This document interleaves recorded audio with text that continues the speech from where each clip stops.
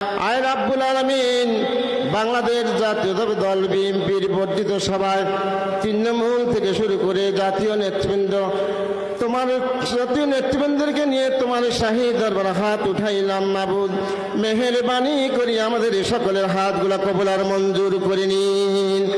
আল্লাহ, আমাদের তামাম জিন্দগির গুনাহগুলা মাফ করে দিন। আমাদের সকলকে শারীরিক মানসিক সুস্থতা দান করে দিন।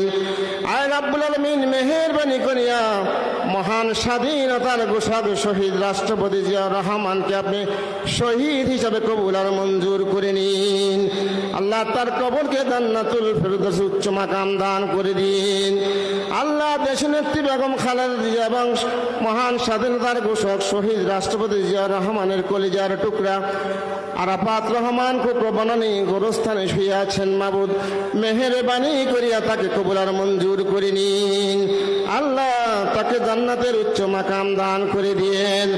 আয় রাব্বুল আলামিন, খাস করে আমাদের দেশনেত্রী বেগম খালেদা জিয়া আল্লাহ দীর্ঘদিন পর্যন্ত অসুস্থ, আল্লাহ বিদেশের মাটিতে চিকিৎসাধীন অবস্থায় আছেন। আল্লাহ, তাকে পরিপূর্ণ সুস্থ করে দেশ এবং জাতির জন্য